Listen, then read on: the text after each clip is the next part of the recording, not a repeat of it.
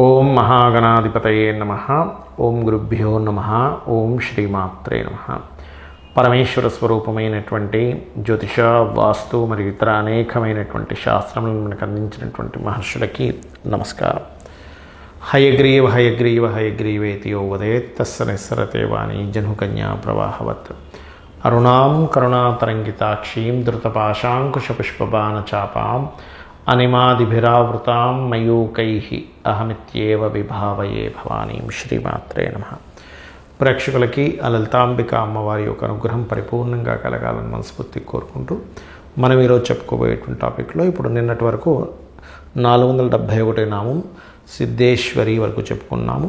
అదేవిధంగా అష్టసిద్ధులు ఎలా ఉంటాయి, ఆ యొక్క సిద్ధులు ఎలాగ పనిచేస్తాయి అనేటువంటి విషయాలు మనం చెప్పుకుంటూ వచ్చాము. అదేవిధంగా ఈరోజు సిద్ధేశ్వరి చెప్పుకున్నాము. సిద్ధ విద్య 472 నామం సిద్ధ విద్య. అంటే సిద్ధ విద్య అనగా సిద్ధిని చేకూరే విద్య. ఇది ఉపాసన ద్వారా అంతఃకరణ శుద్ధి కలిగింపజేసేటువంటి నిత్య శుద్ధ శాశ్వత జ్ఞానాన్ని కలిగించేసే విద్యని సిద్ధ విద్య అంటారు. అంటే మీకేదో ఈ విద్యలు ఎంతసేపు కూడా మీరు ఏదో గాలిలోంచి ఏదో తీయడమనో లేకపోతే ఇంకోటి ఏదో చేయడమనో అలా కాదు.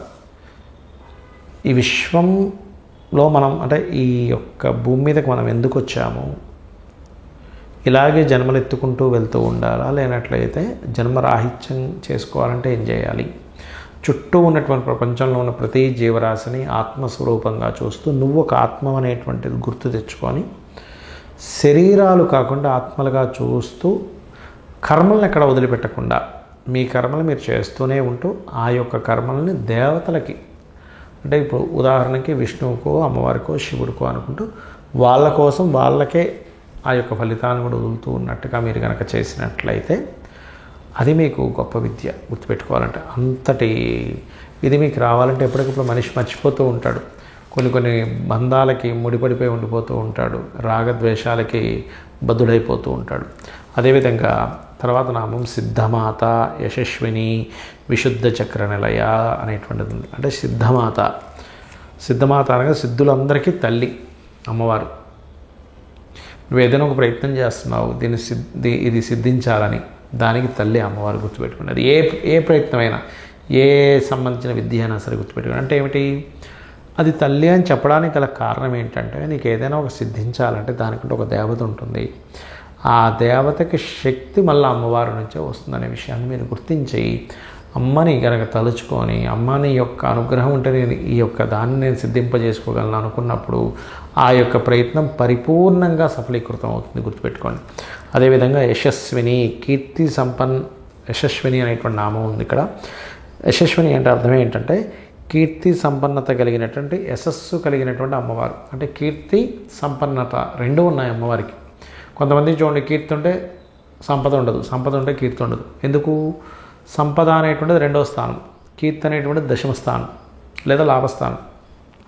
సో దశమం పేరునిస్తే ధనం 2వ స్థానం ధనాన్ని ఇస్తుంది.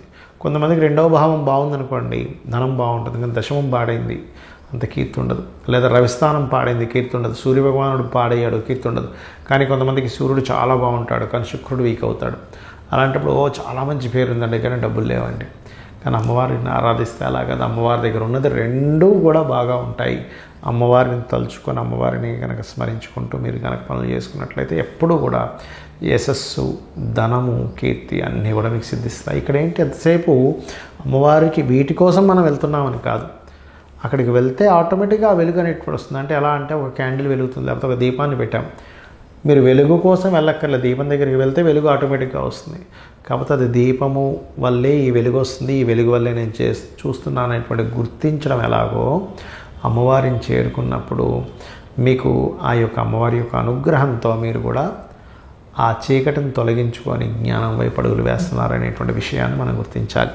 అదేవిధంగా విశుద్ధ చక్ర నిలయ అంటే విశుద్ధ చక్రంలో ఉంటుందట అమ్మవారు. అదేవిధంగా ఈ చక్ర కంఠమునకు చివర్లో ఉండును, 16 దళములతో ఉంటుంది. ఒక్కొక్క చక్రానికి ఇన్ని దళాలు ఉంటాయి. విశుద్ధ చక్రానికి 16 దళాలు ఉంటాయి, గుర్తుపెట్టుకోండి. అదేవిధంగా ఈ చక్రము చూసుకున్నట్లయితే ఈ చక్రం ఎవరికైనా సరే యాక్టివ్ ఉందనుకోండి, ఉదాహరణకి వాళ్ళకి వాక్శుద్ధి, కుటుంబ సంబంధించిన చికాకులు క్లియర్ అవ్వడము, అదేవిధంగా ఫైనాన్షియల్ గ్రోత్ పెరగడం జరుగుతుంది. మరి ఈ విశుద్ధి చక్రం ఫస్ట్ మీకు యాక్టివ్ అవ్వాలంటే చేయాల్సింది ఏమిటంటే వాక్శుద్ధి ఉండాలి. మీకు వాక్శుద్ధి ఎలా ఉంటుంది? ఎప్పుడూ సత్యము, మంగళకరమైనటువంటి మాటలు మరియు దేవతా సంబంధించిన కీర్తనలు, దేవతా సంబంధించినటువంటి మాటలు ఉన్నప్పుడే మీకు ఈ విశుద్ధి చక్రం యాక్టివ్గా ఉంటుంది. అంటే అలా కాకుండా ఎప్పుడు అబద్ధాలు ఆడుతూ, ఎప్పుడు ఎవరినో ఒకరిని నిందిస్తూ, ఎప్పుడు దిక్కుమాలని మాటలన్నీ మాట్లాడుతూ ఉంటే విశుద్ధి చక్రము యాక్టివ్గా ఉండదు. ఇది గుర్తుపెట్టుకోండి. అనుకోవచ్చు అదేంటంటే ఆయన అలాగే మాట్లాడదు కానీ డబ్బులు ఉన్నాయని. డబ్బులు ఉండడం వేరు. ఆ ధనం పూర్వజన్మలో చేసినటువంటి కర్మ వల్ల ఉంటుంది, లేదా వాళ్ళ జన్మజాతకంలో ధనభావం బాగుంది, ఆ యోగం ఉన్నంతకాలమే ఆ డబ్బులు ఉంటాయి, ఆ ధనం ఉంటుంది, లేని పక్షంలో ఉండదు. ఈ లోపల ఉండేటువంటి ఏదైతే విశుద్ధి చక్రంలో లోపల ఉండేటువంటి 16 దళాలతో ఏదైతే ఉందో ఆ 16 దళాలతో అది ఎంతో చక్కగా వికసిస్తూ ఉంటుంది.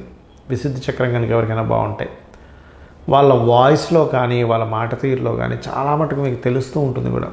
కాకపోతే ఇక్కడ ఏంటంటే ఇక్కడ రాహు యొక్క ప్రభావం వచ్చినా సరే ఎవరికైనా వాయిస్ బాగుంటుంది. అంత మాత్రం చేత వాళ్ళకి విశుద్ధి చక్రం చాలా బాగుందని అర్థం కాదు. సత్యము మాట్లాడే వాళ్ళకి విశుద్ధి చక్రం చాలా బాగుంటుంది. కాబట్టి ఏంటంటే నిత్యము సత్యము మాట్లాడుతూ విశుద్ధి చక్రాన్ని అభివృద్ధి చేసుకోవచ్చు. శ్రీమాత్రే నమః.